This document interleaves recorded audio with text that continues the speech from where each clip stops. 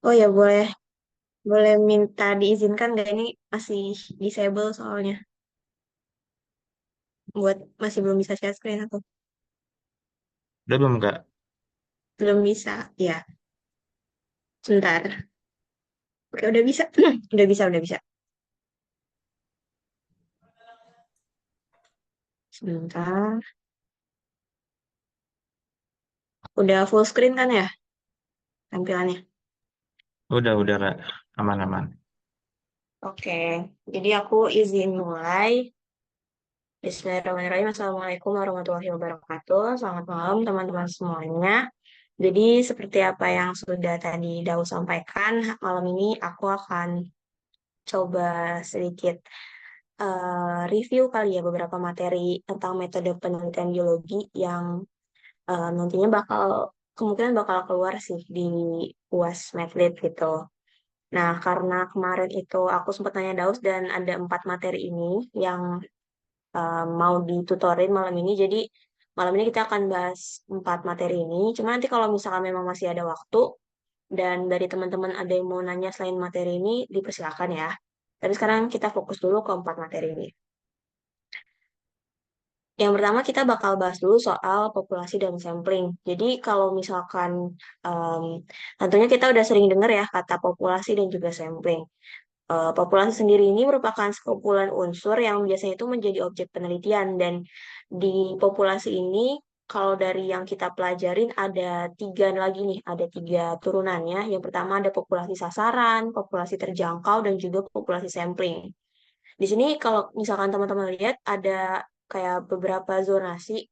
Kayak yang pertama ini paling luar, ini adalah populasi target atau populasi sasaran. Jadi populasi sasaran ini adalah populasi yang cakupannya itu sangat luas gitu. Dan biasanya dari peneliti itu belum mempunyai kapabilitas atau belum mempunyai kemampuan untuk bisa meneliti populasi sasaran gitu.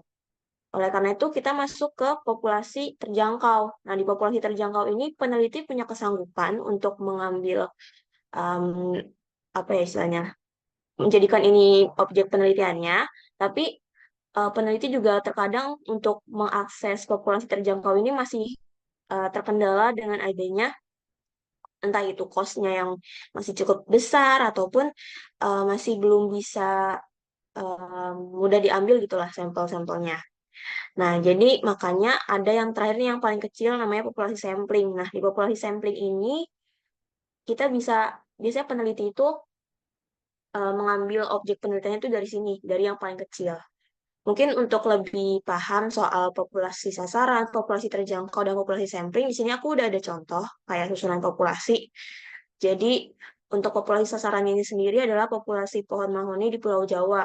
Itu kan cakupannya luas banget ya. Semua peneliti juga kayaknya kebanyakan memang nggak bisa meneliti semuanya secara keseluruhan di satu waktu yang sama gitu.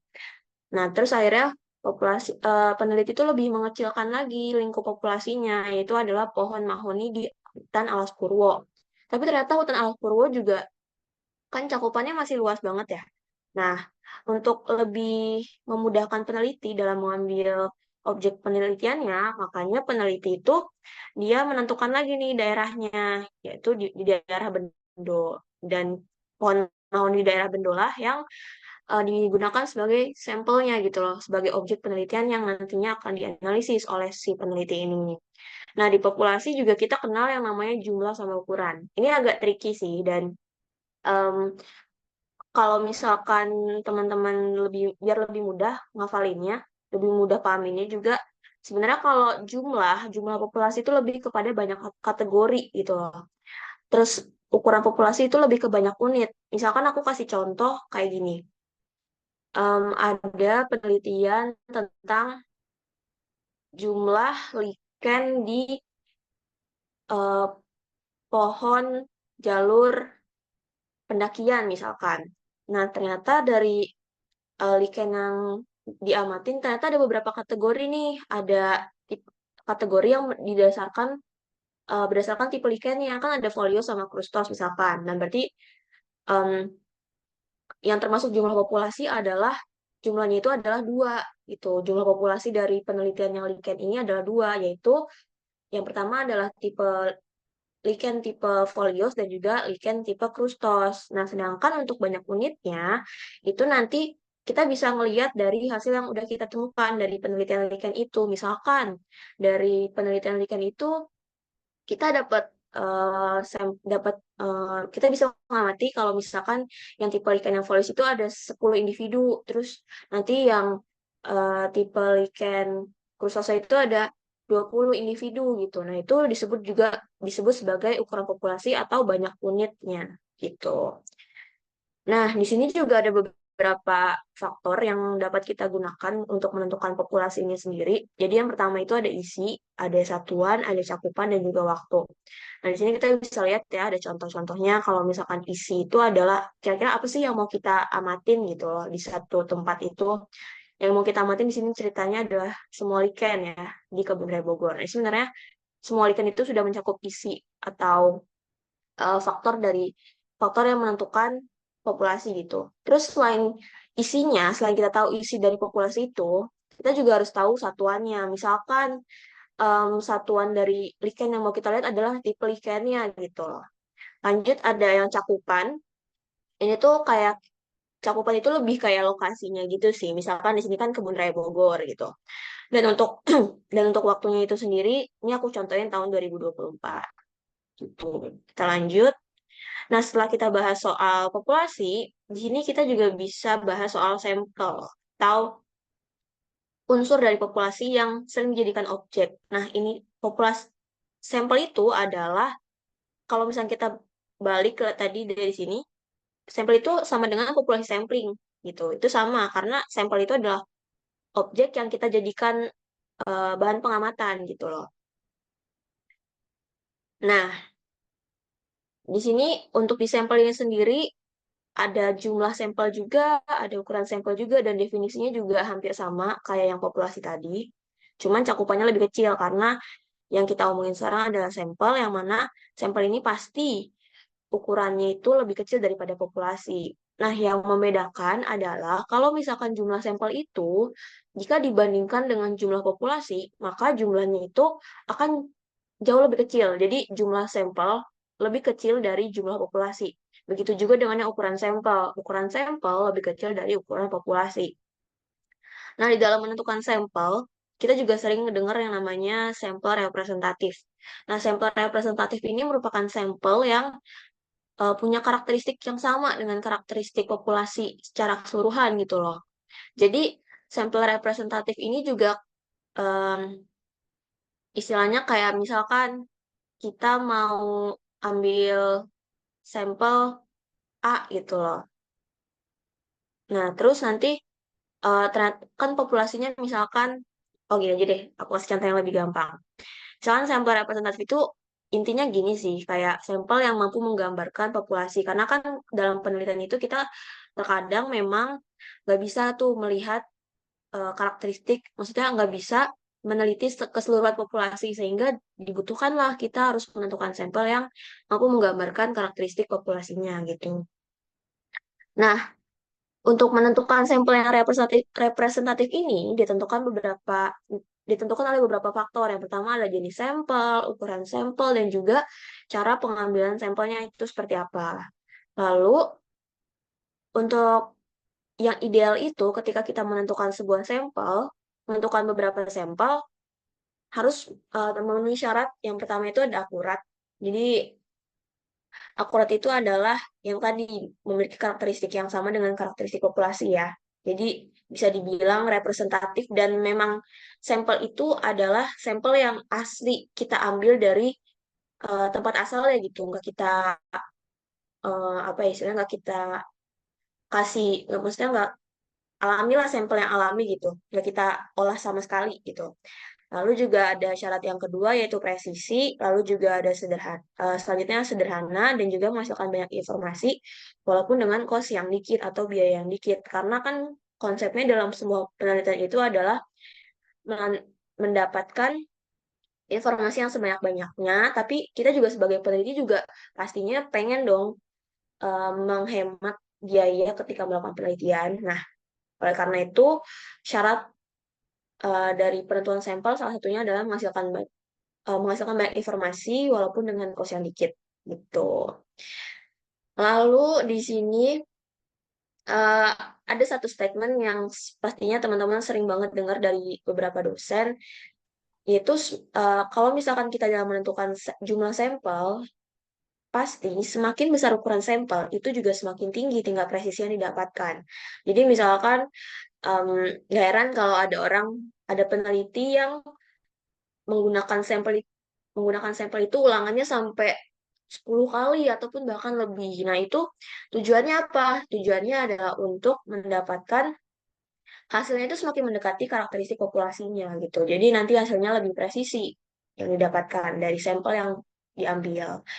Nah, untuk proses samplingnya ini sendiri ada beberapa tahapan. Yang pertama, mendefinisikan populasi. Jadi sebelum kita mau ngambil sampel, kita harus tahu dulu nih kira-kira populasi yang mau kita teliti itu kayak gimana sih? Populasi lingkup besar yang mau kita teliti itu seperti apa? Kita harus tahu dulu definisinya. Setelah kita tahu definisinya, kita juga bisa mengembangkan kerangka sampel dari populasi-populasi yang sudah kita cari tahu informasinya. Gitu. Selanjutnya adalah kita juga harus menentukan nih kira-kira mau pakai metode sampling yang mana karena metode sampling itu juga bermacam-macam dan tentunya metode sampling itu dipilih berdasarkan jenis penelitian yang mau dilakukan. Selanjutnya tahapan proses sampling yaitu menentukan ukuran sampel. Jadi kita harus tahu dulu banyak unit yang mau kita pakai itu berapa sih. Nah, biasanya untuk menentukan ukuran sampel atau banyak unit ada yang namanya rumus Federer. Mungkin nanti teman-teman bisa googling sendiri kira-kira rumus Federer itu yang kayak gimana. Jadi intinya rumus Federer itu adalah rumus yang sering digunakan oleh beberapa peneliti ketika ingin menentukan kira-kira standarnya atau kriteria jumlah minimal sampel yang bisa dipakai kira-kira berapa berapa berapa buah sampel gitu. Nah, itu bisa diketahui dengan menggunakan rumus Federer. Lalu yang terakhir adalah mengeksekusi langsung pengambilan sampelnya. Jadi kalau misalnya kita udah ngelakuin tahapan sebelumnya, tapi ternyata kita nggak eksekusi pengambilan sampel ya percuma juga kan. Nah, kita lanjut. Nah, di sini ada beberapa klasifikasi jenis sampel. Yang pertama itu ada probability sampling. Yang mana pada probability sampling ini, setiap sampel itu punya kesempatan yang sama untuk dipilih gitu. Tapi syaratnya adalah harus berada di daftar anggota populasi gitu. Jadi jangan sampai misalkan kita mau mengamati populasi pohon, terus kita mau sampling, misalkan kita mau mengamati populasi pohon berkayu di lokasi A gitu. Terus kita sampling beberapa individu pohon kan di lokasi tersebut. Jangan sampai kita malah ngambil sampling misalkan jamur gitu loh. Itu kan di luar populasi. Nah, itu nggak boleh ya. Jadi probability sampling ini sistemnya kayak bebas mau ambil sampel mana aja, tapi harus ada di daftar anggota populasi itu. Nah, probability sampling ini terbagi menjadi dua, ada unrestricted sampling dan juga restricted sampling.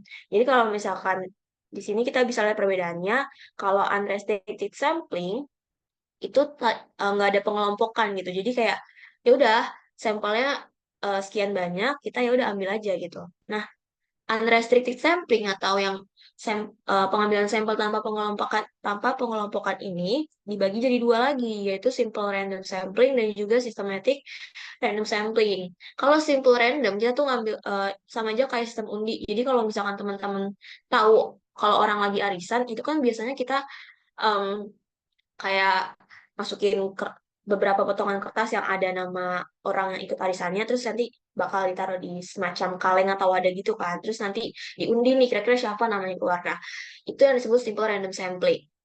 Lalu ada systematic random sampling. Jadi setelah tadi kita tahu ada simple random, di sini juga ada yang namanya systematic random. Jadi systematic random ini istilahnya kayak kita ngambil sampel tapi bersistematis gitu loh. Jadi kalau misalkan teman-teman bisa ngelihat di sini ada misalnya sekelompok orang dari A sampai H gitu. Dari si A sampai si H.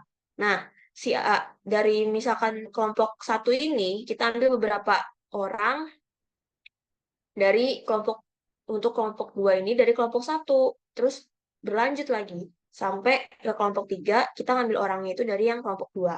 Itu yang namanya systematic random sampling. Nah, selanjutnya ada restricted. sampling. Jadi kalau misalkan restricted sampling itu adalah pengambilan sampel dengan pengelompokan. Nah, restricted sampling ini dibagi jadi empat. Yang pertama ada stratified sampling, cluster sampling, multistage sampling, dan juga area sampling. Nah, kalau misalkan teman-teman bisa dilihat di sini gambarnya, sorry ya agak kecil. Nanti semoga aja kelihatan.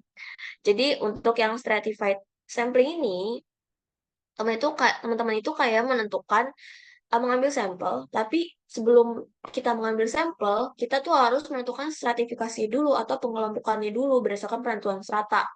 Jadi di sini kita bisa lihat contohnya ada ada empat kelompok dan dari empat kelompok ini kita ambil sampel, misalkan dua sampel dari setiap kelompok terus kita jadiin satu. Ini adalah sampel yang bakal kita pakai untuk objek penelitian. Lanjut ada cluster sampling, yang mana kalau cluster sampling ini adalah penarikan sampel secara berkelompok. Misalkan di sini ada wilayah A. Nah, di wilayah A ini ternyata ada beberapa kecamatan gitu loh. Dan dari kecamatan itu nanti bakal diambil berkelompok gitu. Misalkan dari kecamatan A diambil satu kelompok berjumlah sekian orang gitu. Dari kecamatan B juga sama. Itu yang namanya cluster sampling. Jadi diambil sampelnya itu secara berkelompok, bukan individu.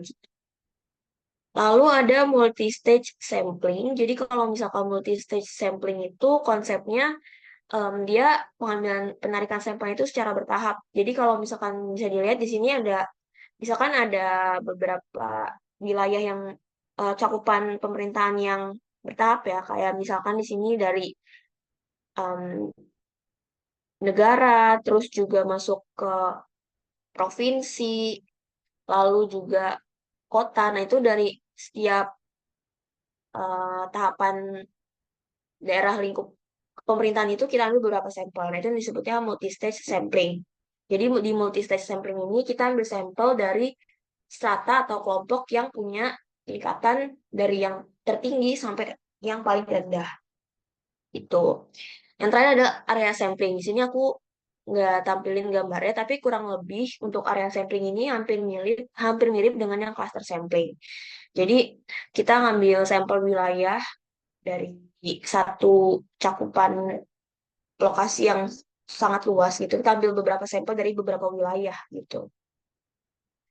Lanjut ke jenis sampel yang berikutnya adalah non-probability non-probability sampling. Jadi kalau misalkan non-probability sampling ini adalah pengambilan sampel yang mana setiap unsur sampel itu nggak punya kesempatan yang sama. Kenapa nggak punya kesempatan yang sama untuk diambil jadi sampel sebagai objek penelitian? Karena kita tuh nggak bisa mendapatkan daftar anggota populasi secara keseluruhan. Jadi kita benar-benar buta banget lah istilahnya sama populasi, sama karakteristik populasi yang di situ.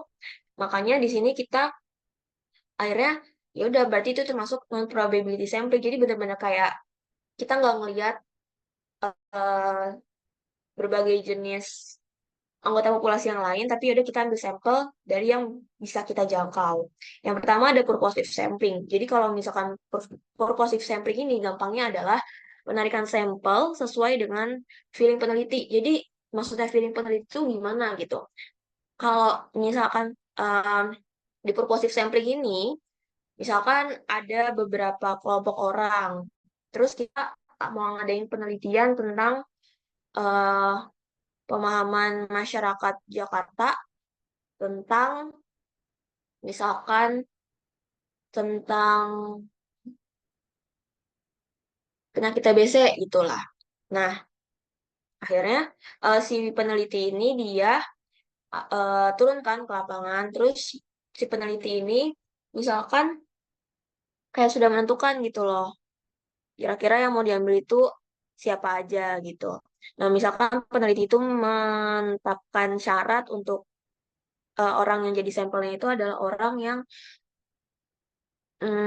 misalkan punya pengalaman penyakit TBC gitu, ataupun bisa juga orang yang ternyata pernah punya saudara yang punya penyakit TBC dan sebagainya. Itu masuknya purposive sampling. Lalu ada kuota sampling. Jadi kalau kuota sampling ini adalah membagi populasi ke dalam subpopulasi sesuai dengan aspek penilaian tertentu.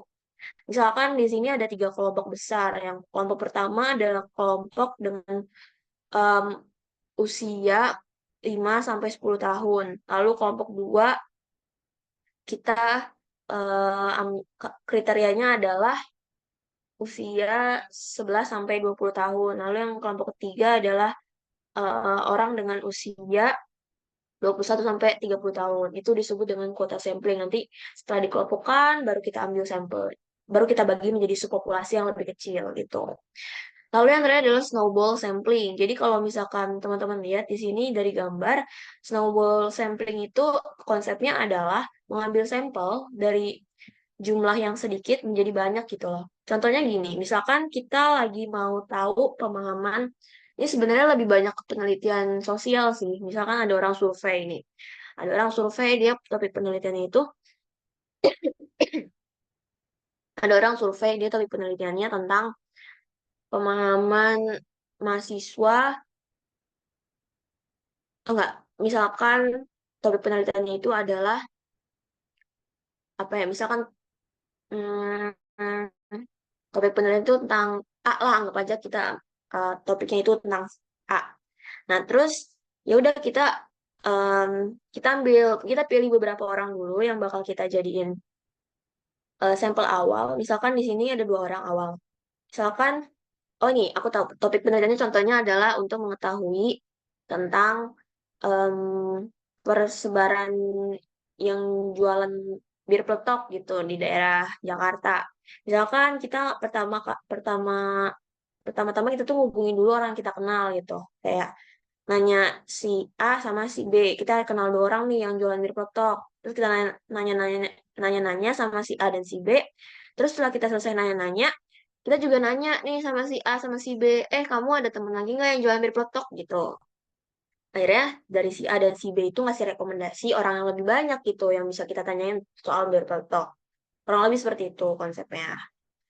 Lanjut, ini ada juga sequential sampling. Jadi kalau misalkan sequential sampling ini adalah penarikan sampel dalam jumlah kecil, tapi walaupun tahapan itu pengambilan sampel dalam jumlah kecil lalu dianalisis dan ketika peneliti itu merasa ragu dengan hasil analisis dari sampel dalam jumlah kecil itu, peneliti itu bisa mengambil sampel dalam jumlah yang lebih besar. Makanya di sini kalau misalkan kita bisa lihat di grafik, ada kayak cakupan sampel yang lebih besar gitu dalam kurun waktu yang lebih lama.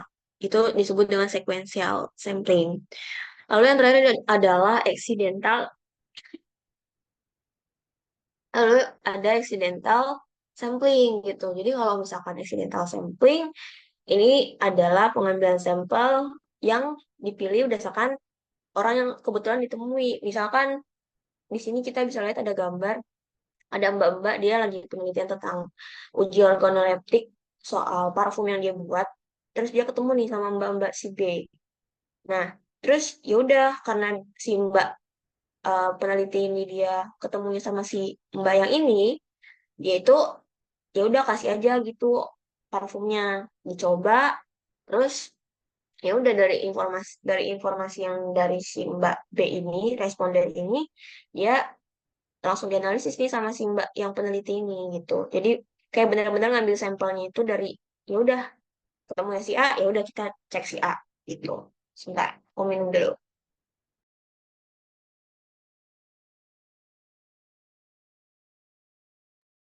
Oke, lanjut. Lanjut kita bahas ke materi berikutnya yaitu tentang metode dan jenis penelitian. Jadi sebenarnya kalau di metode dan jenis penelitian ini, kalau dari pengalaman aku waktu UAS Medlit sih memang banyaknya ini ya, kayak em, tentang klasifikasinya, tentang beberapa pengertiannya, dan ini cukup tricky juga sih kalau misalkan udah keluar di soal Medlit gitu. Nah, di sini kita bisa lihat ada pengertian ilmu pengetahuan, pengertian tentang teori itu sendiri, metodenya, dan juga penelitiannya. Mungkin nanti teman-teman bisa baca sendiri aja ya. Nanti PPT-nya juga aku share. Lanjut kita bahas tentang karakteristik penelitian. Yang mana kalau misalkan dalam penelitian itu tentu ada beberapa karakteristik yang harus kita perhatikan. Yang pertama adalah objektif. Kenapa harus objektif? Karena dengan adanya penelitian yang objektif, kita itu bisa mendapatkan hasil yang lebih akurat, kita bisa mendapatkan hasil yang lebih baik gitu. Lalu juga ada eh, karakteristik berikutnya adalah ketepatan gitu. Jadi yang dimaksud tepat ini adalah misalkan kita mau ngambil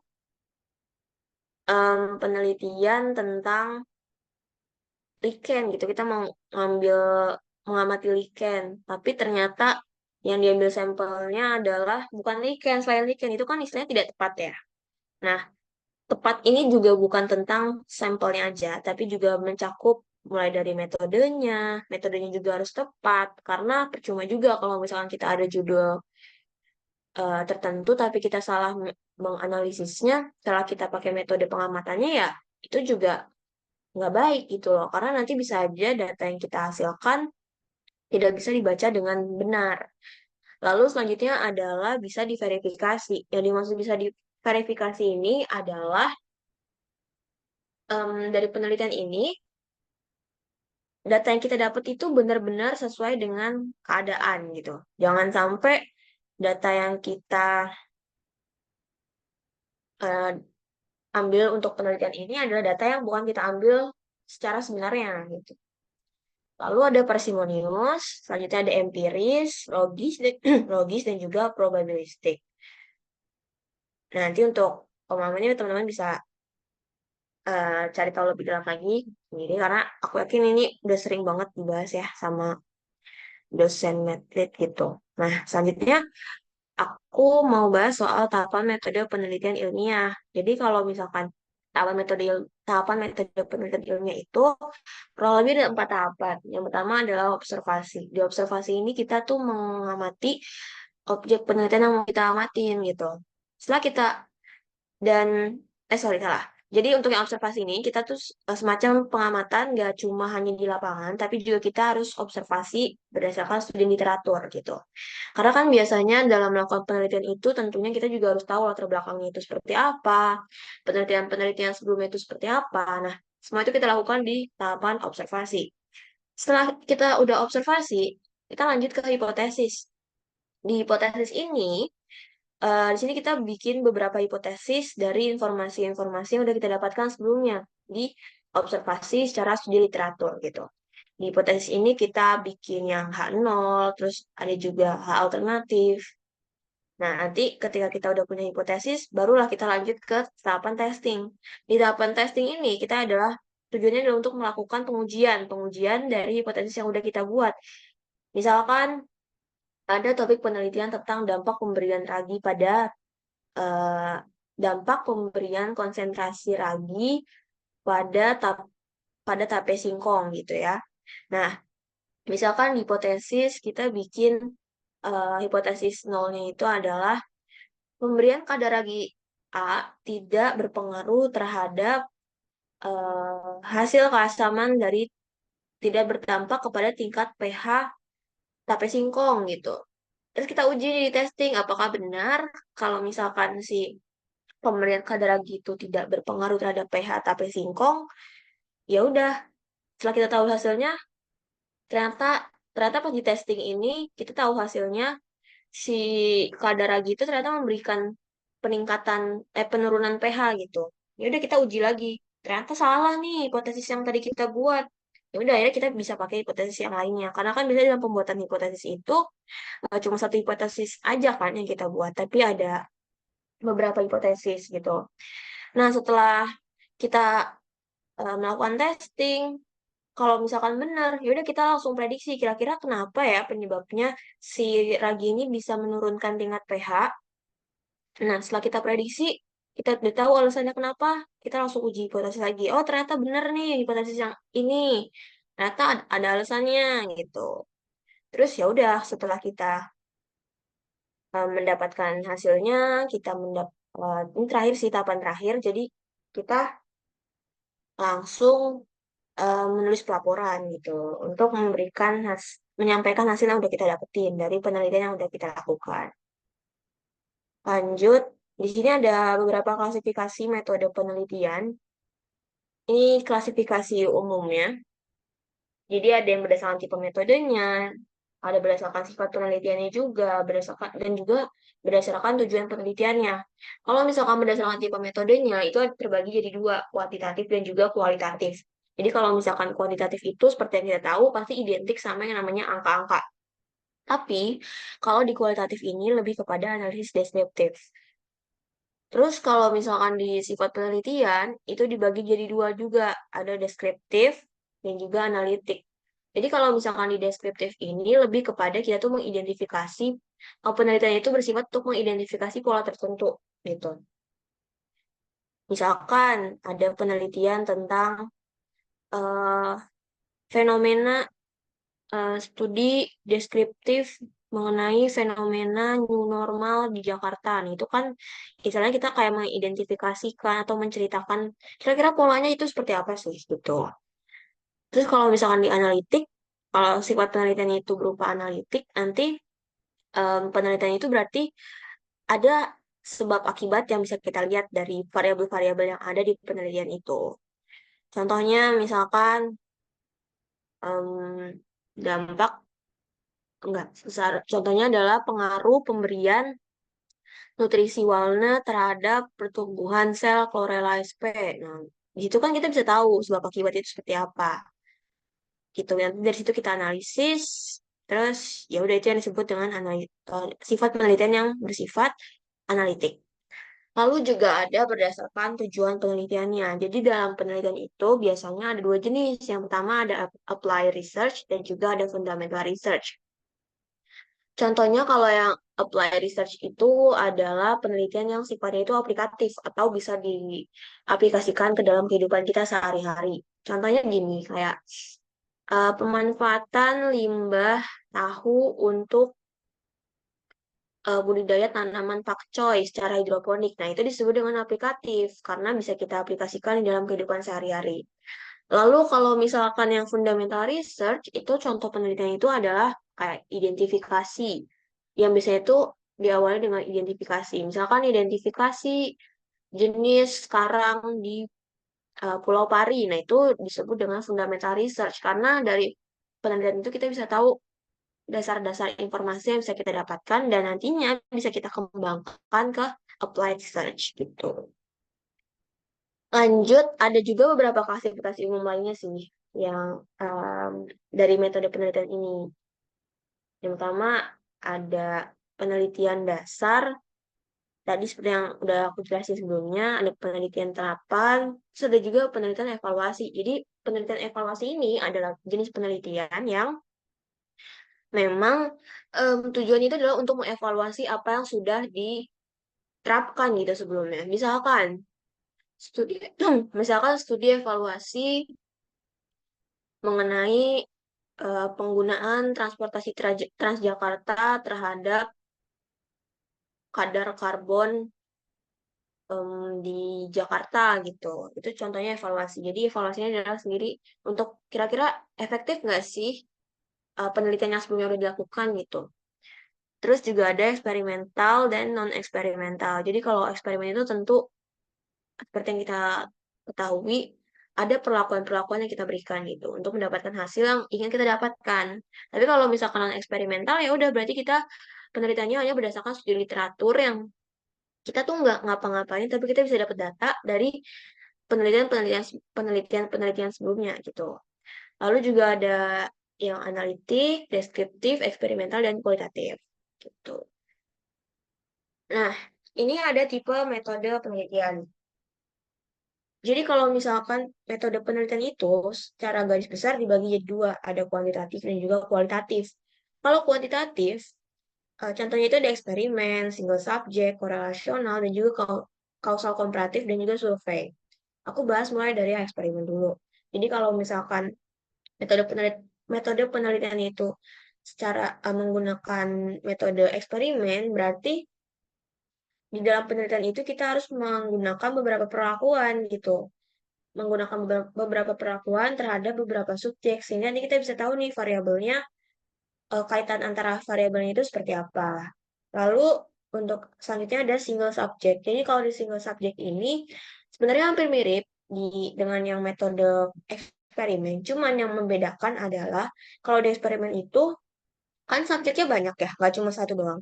Tapi kalau di single subjek, subjeknya itu cuma satu doang atau kelompok kecil. Misalkan kita pengen tahu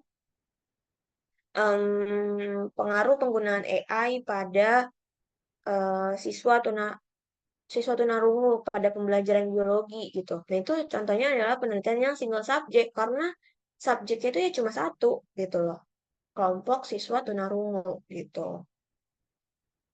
Lalu ada metode korelasional, korelasi gitu ya. Metode korelasional ini adalah metode yang memang eh, ditujukan untuk kita melihat subjek yang saling memiliki keterkaitan. Lebih tepatnya kayak variabel sih, variabel yang saling punya keterkaitan gitu antara satu sama lain. Lalu ada juga kausal komparatif. Kausal komparatif ini adalah untuk membandingkan antara pengaruh pada subjek yang pertama dan juga subjek yang kedua itu seperti apa sih? Nah, itu yang disebut dengan metode kausal komparatif. Lalu ada metode survei. Metode survei ini lebih kepada metode yang dilakukan dengan cara melibatkan beberapa responden untuk mendapatkan hasil penelitian gitu. Jadi misalkan kayak tadi ya, yang contoh penelitiannya ada tentang uji organoleptik parfum dari bunga mawar gitu. Nah, kita kan pasti perlu beberapa responden tuh kalau uji organoleptik minimal 20 lah tuh. Nah, ini udah untuk mendapatkan hasil data kita bisa melakukan penelitian itu dengan metode survei. Lanjut ke kualitatif. Jadi kalau misalkan kualitatif ini ada beberapa metode ini emang sering dilakukan oleh orang-orang yang penelitian itu lebih ke sosial gitu atau non eksak. Contohnya konten analisis. Jadi kalau di konten analisis itu penelitiannya berupa penelusuran latar belakang sebuah peristiwa gitu loh. Jadi misalkan ada penelitian tentang eh, studi analisis latar belakang mengenai pengidap penyakit TBC. Nah, itu kan kita di penelitian itu istilahnya kayak menelusuri nih kira-kira latar belakangnya kenapa sih ada beberapa orang yang mengidap penyakit TBC gitu. Itu disebut dengan content analysis. Lalu ada historical. Jadi kalau yang historical ini kita tuh uh, melihat sejarah atau kilas balik terjadinya suatu peristiwa dalam cakupan periode tertentu gitu loh. Misalkan kita mau melihat ada penelitian yang tujuannya itu adalah untuk melihat sejarah dari kota Surabaya gitu. Yang di situ disebut dengan historical, penelitian historical. Lalu juga ada metode penelitian yang etnografik. Nah, kalau misalkan etnografik, ini tuh penelitiannya ditinjau dari sosiokultural, dari suatu objek. Kita lihat budaya, sisi budaya itu seperti apa sih dari suatu objek. Misalkan ada penelitian tentang em, kajian etnobotani dari tanaman paku di Papua. Itu kan masuknya juga menggunakan metode penelitian etnografik gitu. Karena kita bisa melihat kira-kira di Papua itu sendiri tanaman paku itu biasanya digunakan untuk acara adat seperti apa sih gitu. Nah, itu disebut dengan etnografi. Jadi kita lihat lebih kepada budayanya. Lalu yang terakhir itu adalah action. Jadi kalau misalkan action ini adalah bisa dilakukan oleh peneliti-peneliti yang bergerak di bidang pendidikan. Jadi mereka itu kayak melakukan penelitian, tapi untuk mendapatkan datanya mereka juga harus melakukan pengajaran terlebih dahulu tentang suatu materi terhadap suatu kelompok gitu. Sehingga nanti harapannya setelah mereka memberikan pengajaran atau pemaparan materi tentang suatu topik, mereka bisa melihat nih kira-kira dampaknya seperti apa sih? Apakah kelompok tersebut malah lebih paham terhadap materi itu atau justru malah semakin nggak paham gitu. Nah, di situ disebut dengan metode action. Next adalah eh, konsep utama penelitian. Jadi dalam penelitian itu ada beberapa konsep yang harus ada di dalam penelitian. Yang pertama adalah waktu penelitian. Lalu juga ada variabel penelitian. Kalau misalnya kita tahu kan ada variabel tetap, variabel bebas, ada variabel variabel terikat, variabel bebas. Nah, itu kan contoh variabelnya. Terus tipe hubungannya seperti apa antara antar variabel itu. Terus juga harus ada hipotesis. Jadi sebelum kita melakukan penelitian, kita harus juga udah buat nih kira-kira hipotesisnya bakal seperti apa sih? Bayangannya tuh bakal kayak gimana dari hasil penelitian yang nantinya bakal kita dapatkan gitu. Lalu ada tipe data. Nanti kita akan bahas selanjutnya tentang tipe data ini. Dan selanjutnya ada struktur penelitian dan deduksi dan juga induksi. Jadi di deduksi dan induksi ini intinya kayak skema sih, skema pembahasan yang mau kita bahas itu seperti apa. Apakah dari umum ke khusus, penjelasan dari yang general dulu baru ke khusus, atau penjelasan dari yang khusus dulu baru ke umum gitu, baru ke general. Nanti kita akan bahas di slide berikutnya. Nah, selain itu juga ada beberapa masalah nih yang sering terjadi pada penelitian. Yang pertama adalah fallacies atau kesalahan pemikiran dalam menganalisis. Jadi kasusnya gini, ada beberapa kasus di mana si peneliti itu udah mendapatkan data tertentu, tapi peneliti itu salah dalam menganalisis, sehingga ketika disampaikan hasil penelitian itu, ya otomatis audiens atau para pembaca itu juga mendapatkan informasi yang kurang tepat dari hasil penelitian si peneliti ini. Itu yang itu itu masalah pertama yang terjadi pada beberapa penelitian. Selanjutnya adalah etika. Contoh etika di sini adalah kan kadang ada beberapa penelitian yang menggunakan objeknya itu berupa hewan ataupun ada juga penelitian yang menggunakan manusia. Nah, kadang kan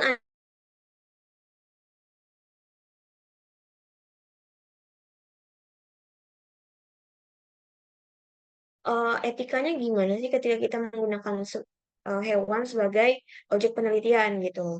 Apakah kita harus menggunakan hewan yang langka untuk sebagai objek penelitian kita, atau kita justru diwajibkan untuk mengambil hewan yang memang populasinya itu banyak gitu sebagai objek penelitian kita. Itu dibahas di etika. Dan seringkali ada beberapa peneliti itu yang melanggar etika tersebut. Lalu yang masalah terakhir adalah masalah validitas. Masalah validitas ini condong ke permasalahan mirip kayak apa namanya? Apa sih kalau misalkan ngejiplak gitu istilahnya? Aku lupa. Itu kayak gitulah. Jadi validitas itu perlu perhatikan gitu ketika kita menyampaikan hasil penelitian. Jangan sampai hasil yang kita punya itu adalah hasil em, jebakan dari orang lain gitu. Gitu. Lalu ada penelitian deskriptif. Kita bahas penelitian deskriptif. Di penelitian deskriptif ini ada beberapa ditujukan untuk menjelaskan berbagai fenomena yang terjadi. Angka pokoknya terdiri dari pendefinisian masalah, lalu ketika kita udah tahu masalahnya apa, kita berlanjut ke studi literatur untuk melihat kira-kira penelitian-penelitian sebelumnya itu yang membahas masalah tersebut itu seperti apa sih hasilnya gitu. Lalu juga kita menentukan pendekatan itu seperti apa. Pendekatan ini adalah lebih kepada metodenya itu mau kayak gimana gitu, yang bakal kita gunakan, yang akan kita gunakan untuk melakukan penelitian deskriptif ini. Lalu setelah kita menentukan pendekatannya adalah kita melakukan pengumpulan data dan juga evaluasi. Dan yang terakhir adalah pelaporan. Lalu untuk tipe metode deskriptifnya sendiri adalah terbagi jadi tiga, yaitu ada observasi, ada studi kasus, dan juga ada survei. Kalau observasi, itu tipenya seperti kita tuh mengamati keadaan di suatu tempat. Contohnya di tempat yang alam bebas seperti hutan, pegunungan gitu, laut, itu termasuk kegiatan observasi di lingkungan natural gitu, lingkungan alami. Tapi juga ada observasi yang bisa dilakukan di laboratorium. Contohnya adalah observasi mengenai pertumbuhan mikroorganisme, pertumbuhan fungi, pertumbuhan bakteri, itu bisa kita lakukan di laboratorium. Lalu juga ada studi kasus yang mana tipe studi kasus ini adalah mencari latar belakang dari suatu unit subjek gitu. Lalu ada survei, kurang lebih survei di sini juga hampir sama ya tipenya itu. Jadi dia mencari responden untuk mendapatkan data-data. Nah, mungkin yang jadi perhatian di sini adalah adanya dua tipe survei gitu ya. Tipe pertanyaan survei. Karena kan biasanya kalau survei pasti ada beberapa pertanyaan kan yang kita ajuin ke responden. Nah, ada dua jenis pertanyaan yaitu open-ended question dan juga closed end question. Jadi kalau misalkan open-ended question itu adalah tipe pertanyaan yang em, biasanya di form sih, di Google Form atau di beberapa formulir, open-ended question adalah pertanyaan yang jawabannya itu, yang pertanyaannya itu membebaskan responden untuk menjawab semaunya gitu. Jadi, misal singkatnya gini sih, kalau misalkan open-ended question, responden itu dia biasanya menjawab dengan jawaban yang berupa paragraf gitu loh. Jadi bebas berpendapat si respondennya ini. Tapi kalau misalkan yang close-ended question, biasanya di form pertanyaannya itu dari peneliti udah ngasih beberapa skala ataupun beberapa opsi yang bisa langsung dipilih oleh responden itu.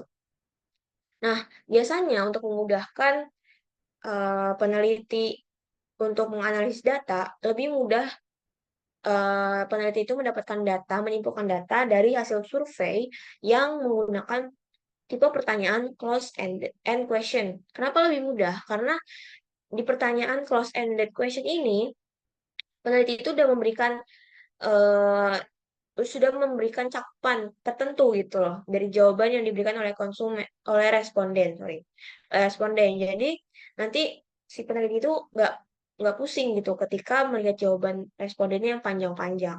Nah, soal tentang open end question dan juga close ended question ini juga sering muncul sih di soal UAS. Jadi buat teman-teman coba dipahamin lagi tentang konsep yang open ended question dan juga close ended question ini.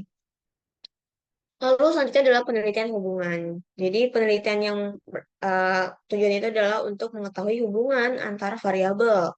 Ada dua jenis yaitu korelasi dan juga kausal. Kalau korelasi itu variabelnya saling berkaitan. Sedangkan kausal, variabel itu saling mempengaruhi. Beda ya. Di sini kita bisa lihat contoh judulnya. Kalau korelasi, contohnya adalah pengaruh waktu kultur mikroalga klorel SP terhadap persentase klorofil sel.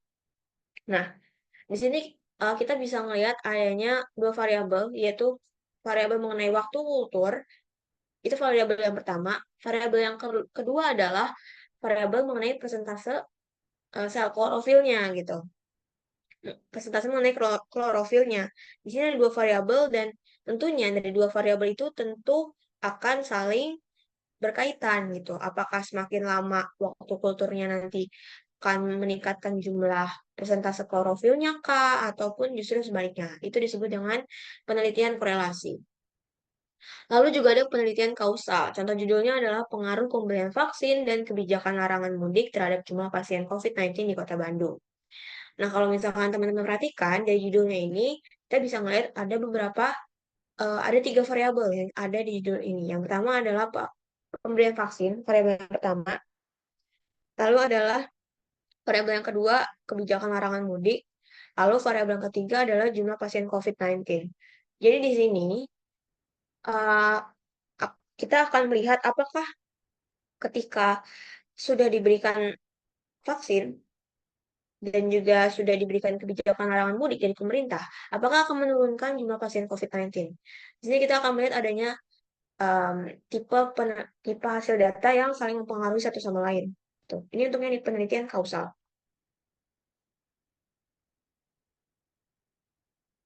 Nah, di sini kita bisa lihat ada beberapa ini semacam struktur penelitian. Jadi kita untuk melakukan penelitian kita juga harus tahu kira-kira ada nggak sih pertanyaan atau sumber masalah yang menurut kita tuh menarik gitu untuk dikembangkan menjadi topik penelitian.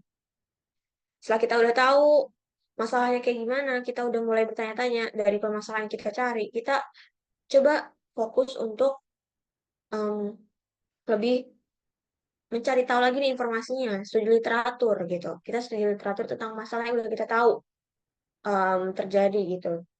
Setelah kita udah studi literatur, kita observasi langsung. Kita observasi dari penelitian yang udah, yang dari kita melakukan observasi atau pengamatan dari penelitian yang kita lakukan berdasarkan studi literatur yang sudah kita lakukan sebelumnya.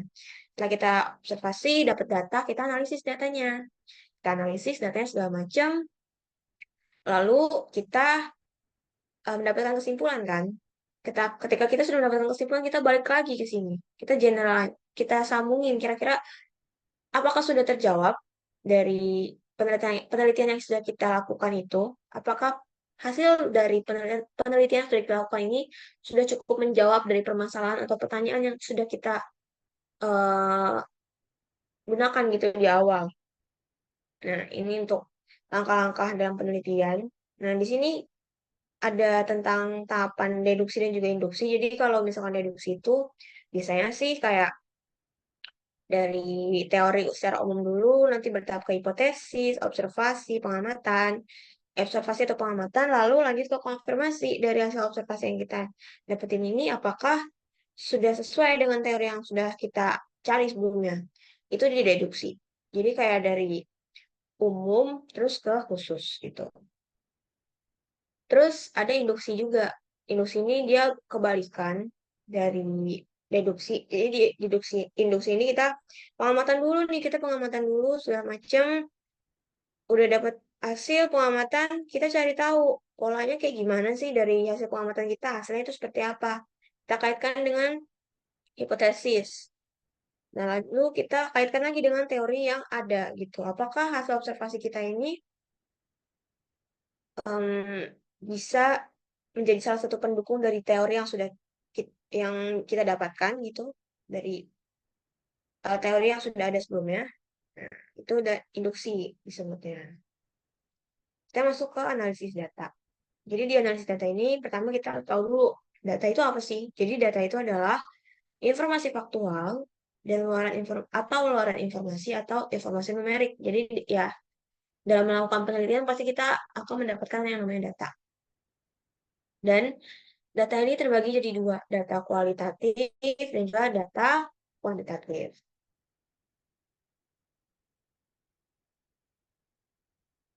Kalau data kualitatif ini lebih kepada data-data yang non-numerik, jadi nggak ada angka dan kita bisa interpretasikan datanya itu secara deskriptif gitu. Sedangkan kalau data kuantitatif adalah data-data yang biasanya berkaitan dengan angka. Dan biasanya di sini data kuantitatif itu kita analisis, bisa analisis secara kuantitatif. Kita analisis secara kuantitatif juga. Karena ya untuk gampang bedanya sih kualitatif kualitatif itu lebih kepada deskriptif, penggambaran dari yang kita lihat, sedangkan kuantitatif itu adalah um, hasil data yang ada angkanya gitu. Jadi bisa lebih pasti lah istilahnya gitu. Di sini ada tahapan analisis data. Yang pertama adalah kita harus mengumpulkan datanya terlebih dahulu. Lalu kita mengolah dan menganalisis data. Di sini ada dua opsi sebenarnya yang kadang suka jadi struggle juga buat para peneliti. Kalau misalkan penelitinya rajin, jadi bakal olah dan analisis datanya itu secara telaten gitu. Akhirnya nanti hasilnya itu bisa optimal. Tapi ada juga peneliti yang menganalisis datanya itu nggak sungguh-sungguh gitu, sehingga nanti hasil penelitian itu kurang maksimal. Lalu nanti setelah kita udah analisis, kita lanjut untuk menguji hasil analisis yang kita lakukan. Lalu nanti jika analisis datanya tidak sesuai dengan tipe dan tujuan penelitian serta karakteristik data yang terkumpul, maka nanti tentunya akan berakibat fatal nih, baik untuk penelitinya, baik untuk lingkup penelitiannya juga.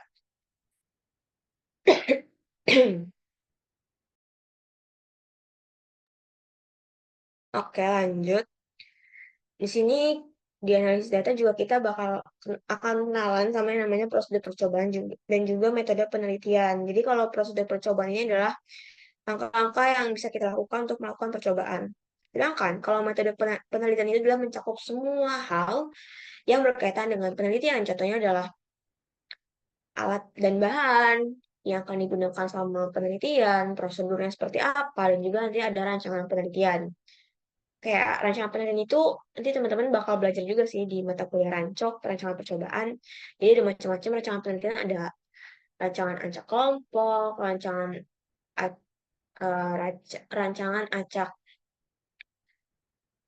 ada rak, ada raw gitu. Nanti teman-teman bakal belajar di semester berikutnya.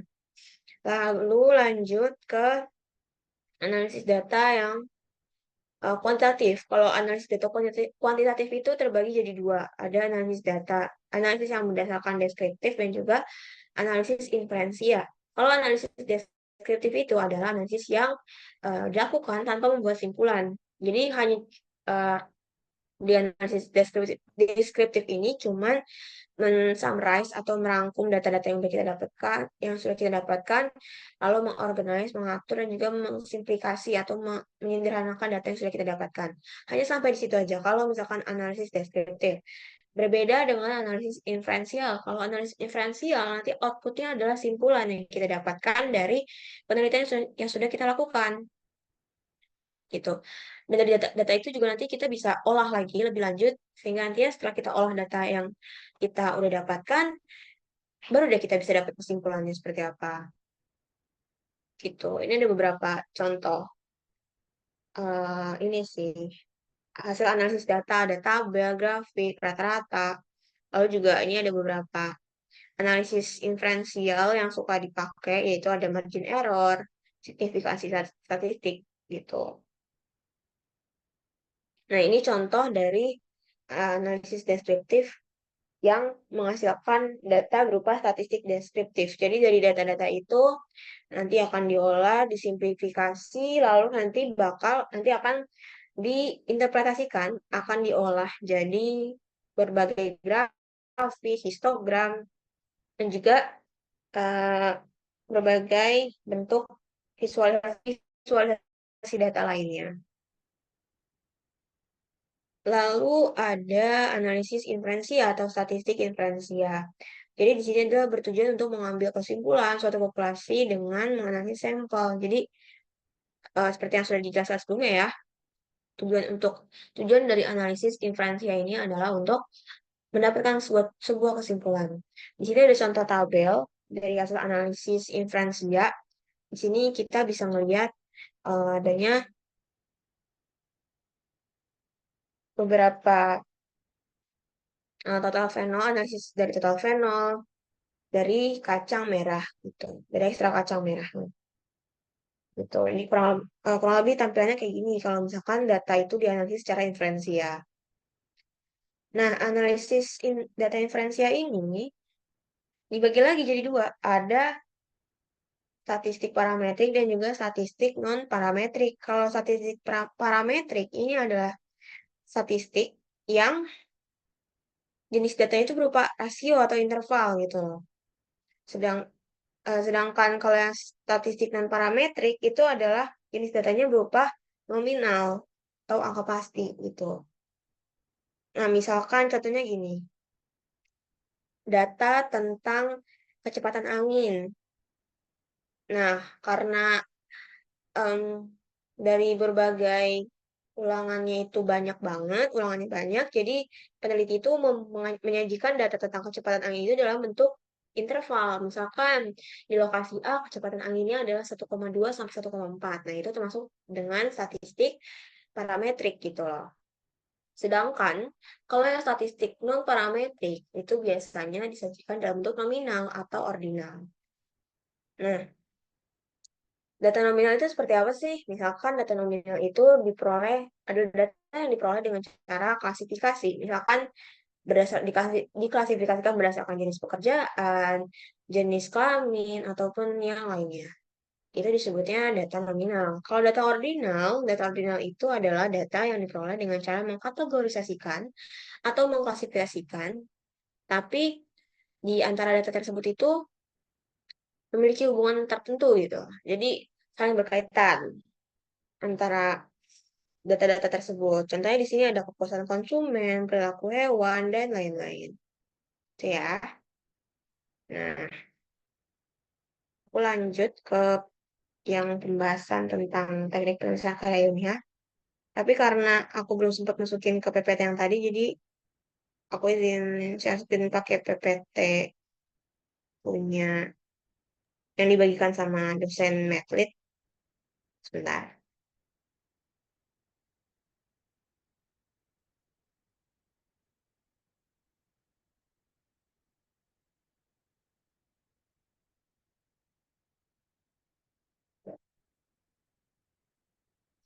Nah, jadi untuk teknik penulisan ilmiah ini, atau teknik penulisan proposal, yang pertama, kita akan bahas soal cakupannya dulu seperti apa. Jadi, dalam proposal itu, atau dalam karya ilmiah, kita harus tahu dulu ide penelitian itu seperti apa, hipotesisnya, terus cara pengukurannya itu seperti apa, penentuan sampelnya seperti apa, strategi atau desain penelitiannya itu bagaimana. Lalu, kita juga harus menentukan cara untuk menganalisis data itu seperti apa. Tujuan itu untuk apa sih? Yang pertama adalah memperoleh hibah penelitian, memberikan saran, dan untuk kelayakan bagi tugas akhir mahasiswa. Ini isinya kurang lebih adalah seperti ini. Jadi yang dilakukan adalah eh, untuk menulis apa-apa saja yang dilakukan dalam penelitian itu. Jadi kan istilahnya kalau karya ilmiah ini adalah semacam output dari penelitian yang sudah kita lakukan. Nah, tentunya ketika kita ingin menyajikan hasil penelitian yang sudah kita lakukan, kita juga harus menyebutkan kira-kira step-nya itu seperti apa sih dalam melakukan penelitian itu gitu. Kita jelasin panjang lebar, kita jelasin serinci mungkin di karya ilmiah. Lalu kita juga harus tahu prediksi hasilnya itu seperti apa, hipotesisnya itu seperti apa. Lalu dalam untuk mendapatkan hasil penelitian itu, kita juga harus memperhatikan adanya state of the art dan juga novelty.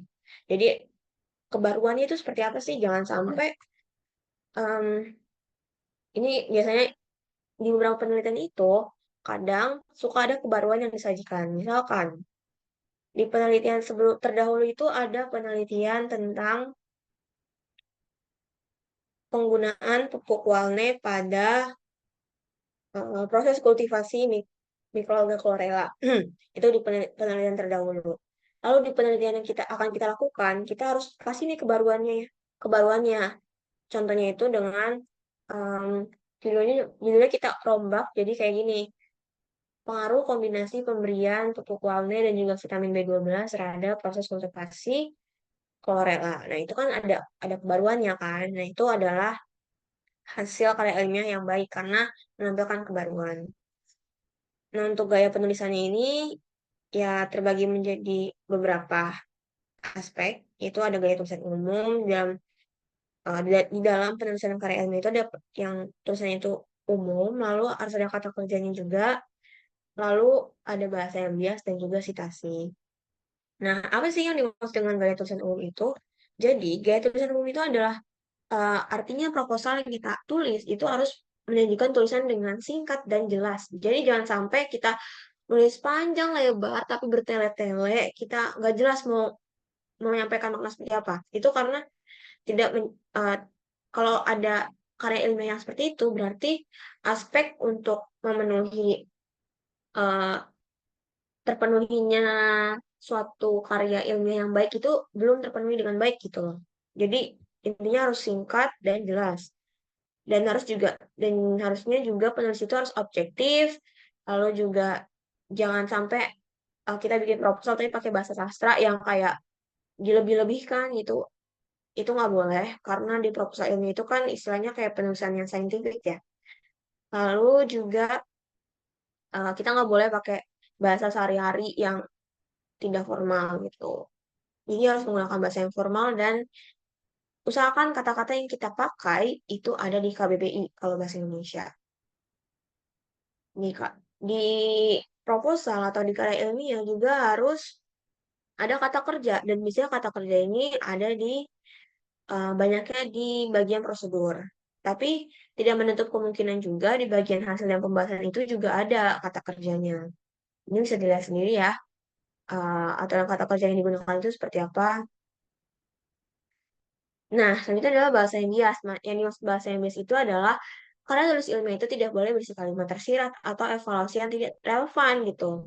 Misalkan, em, ada beberapa kata yang,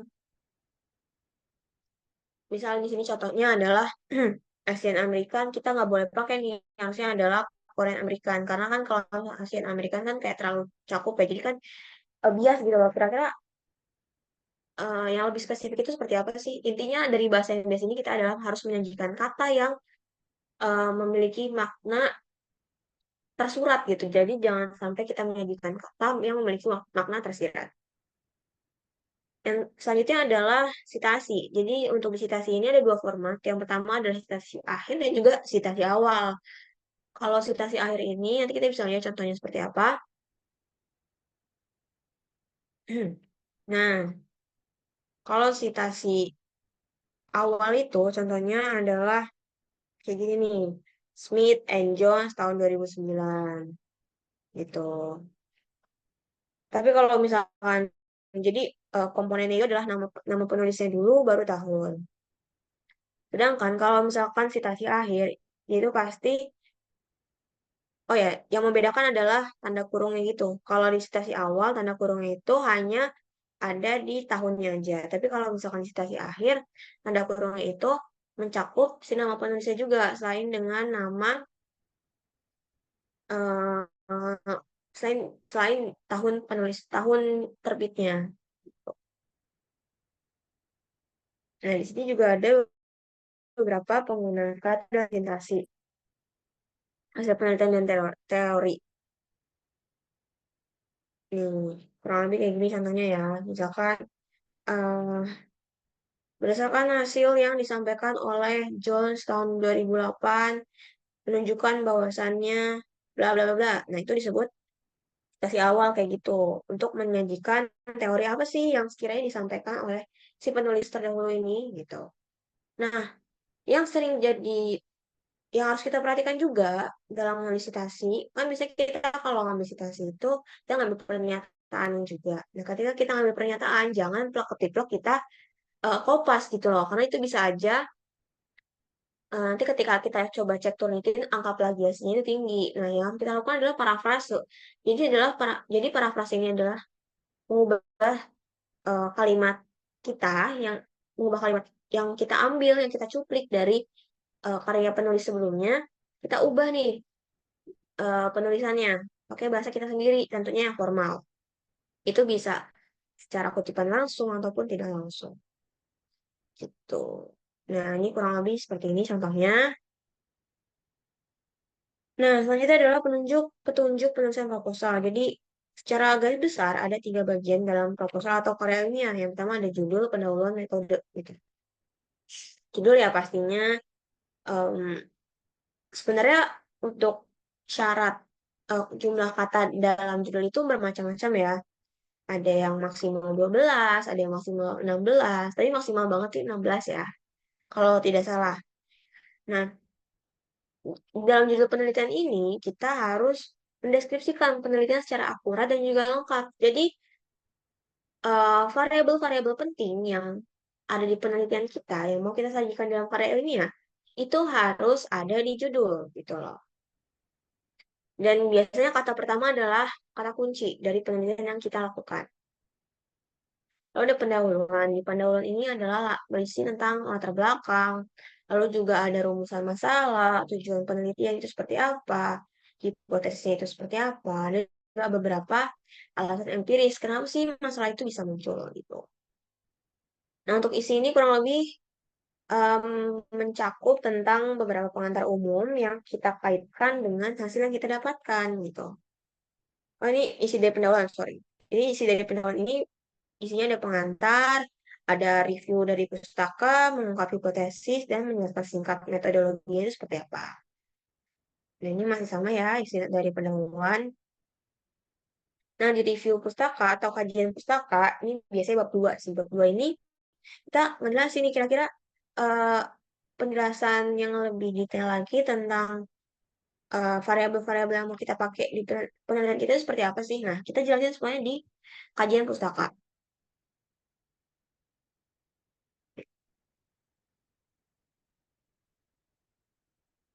Nih, ini ada beberapa pertanyaan yang mungkin bisa teman-teman cross check lagi kalau misalkan lagi buat pendahuluan gitu ya.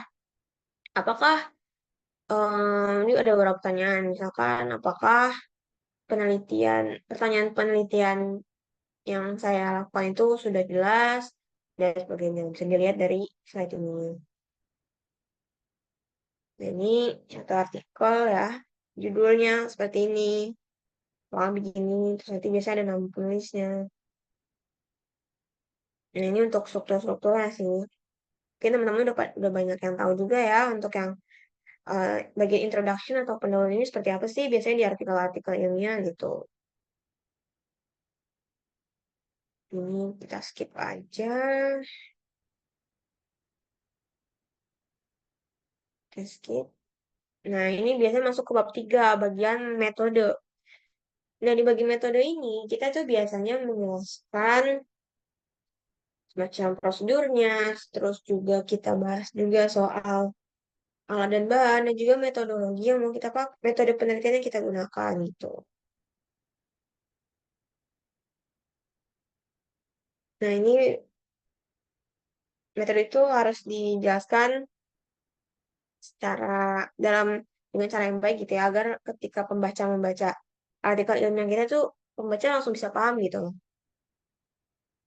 Kontennya kurang lebih seperti ini, kayak deskripsinya, ada beberapa metode prosedurnya, lalu metode analisis statistiknya itu seperti apa. Nah, itu dijelasin semuanya di metode. Nah, oke, terima kasih. Mungkin terakhir sebelum masuk ke sesi tanya jawab, aku mau ngasih tips dikit juga sih tentang ujian UAS Medlit ya. Jadi sebenarnya aku mau ngasih beberapa tips ya. Karena UAS Medlit itu sebenarnya menurut aku teorinya gitu-gitu aja. Cuman kadang yang sering banget mahasiswa suka salah adalah dia tuh nggak bisa fokus sama keyword yang muncul di setiap soalnya. Karena kadang beberapa ada soal yang mirip muncul, tapi kita tuh suka nggak bisa, kurang bisa menangkap makna yang disampaikan oleh soal itu. Jadi jawabannya pun salah. Jadi tipsnya yang pertama adalah baca soalnya itu jangan buru-buru gitu. Jadi pelan-pelan aja, pahami soalnya dengan baik gitu. Terus tips selanjutnya adalah biasanya kalau UAS Medlit itu suka muncul beberapa soal, dominan muncul soal yang kalimat-kalimatnya atau kata-katanya itu sering disebutin sama dosen ketika lagi kegiatan belajar mengajar gitu. Jadi teman-teman ingat-ingat lagi kira-kira dosen medlit itu suka, Bapak Ibu dosen medlit itu suka ngejelasin, suka nyebutin keyword apa sih gitu. Dan itu biasanya suka muncul di UAS medlit. Nah, selanjutnya kita juga harus banyak berdoa ya biar dimudahkan ujiannya. Kadang soal yang keluar itu suka bikin pusing gitu loh karena ya itu tadi soal medlit itu kan kadang ya full tulisan gitu dari awal sampai akhir. Jadi ya itu kadang suka tricky dan di situ ya di situ kita harus berdoa. Yang terakhir adalah jangan banyak begadang mendekati hari H ujian karena nanti bisa bikin kalian ngantuk gitu ketika pelaksanaan ujian. Oke, mungkin itu sih yang bisa aku sampaikan terkait dengan review materi Medlit untuk persiapan UAS kalian. Mungkin ada yang masih mau ditanyakan, dipersilakan. Oke, selanjutnya aku serahkan lagi ke Daus. Ya, terima kasih Kak Nurul atas pemaparannya yang luar biasa. Mungkin dari teman-teman mau bertanya, silakan langsung aja.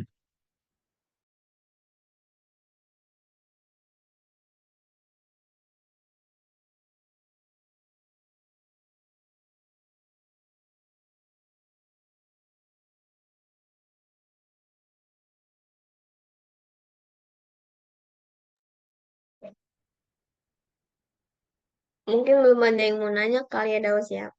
Tapi aku mau nanya aja sih ke kalian. Hipotesis tuh masuk kayak materi tentang hipotesis. Dari dosennya masih Bu Reni sama Pak Isnin kan yang medlit. Iya Kak, masih berani sama Ais nih. Oke. Materi hipotesis kemarin dikasih tahu nggak bakal masuk ke UAS.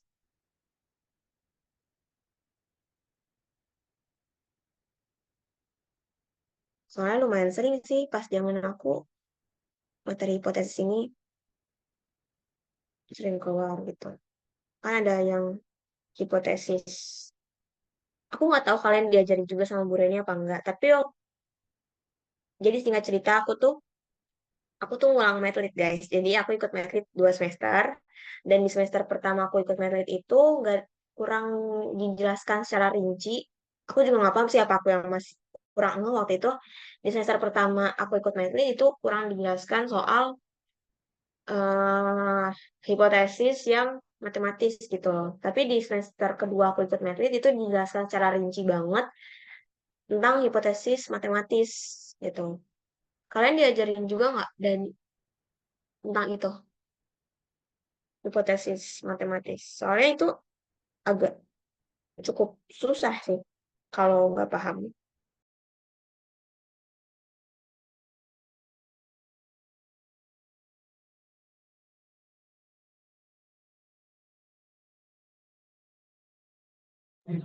Di situ kayaknya diajarin sama Bu Reni deh Kak soal itu.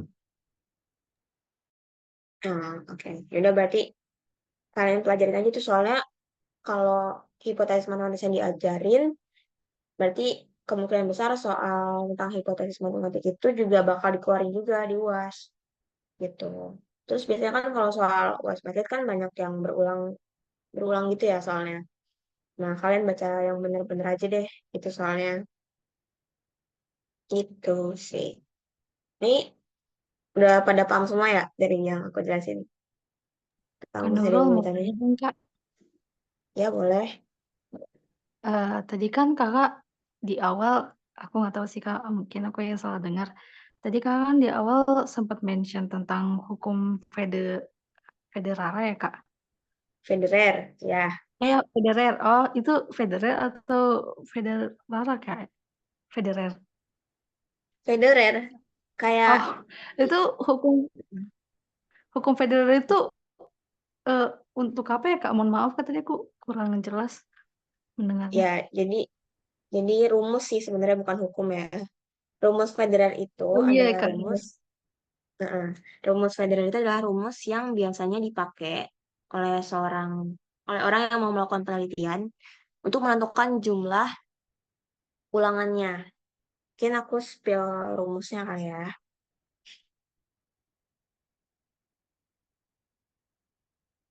Sebentar.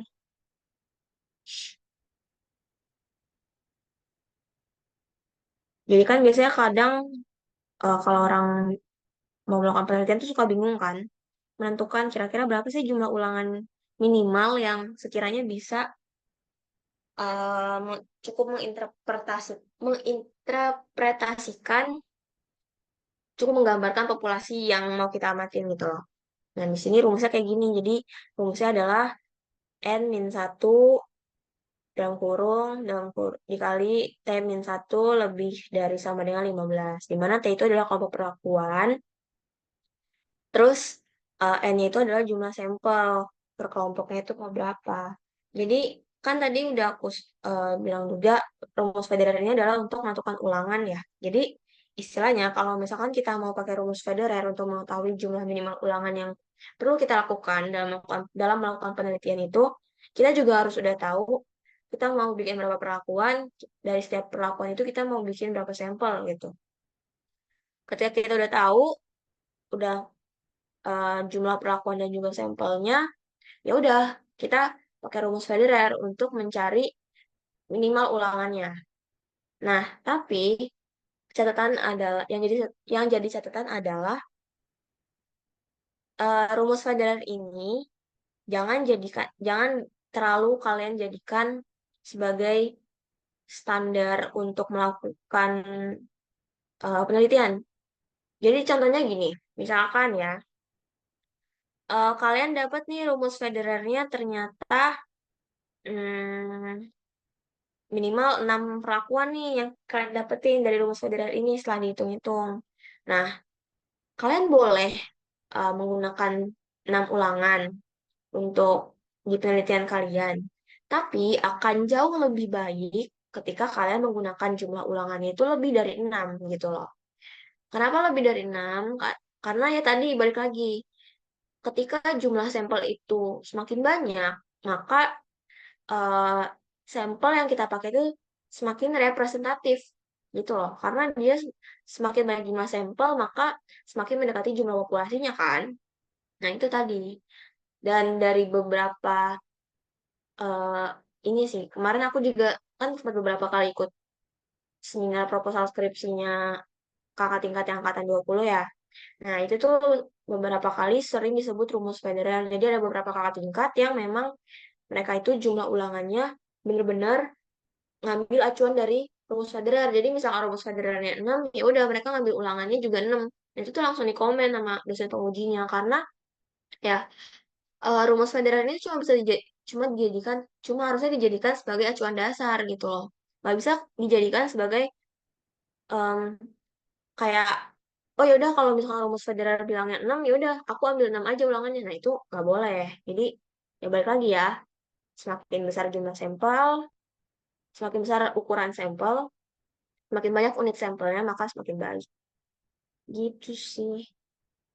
Gimana, Unaisah? Udah paham belum? Paham Kak Aman. Terima kasih Kak. Oke. Dari yang lain ada yang mau ditanyain?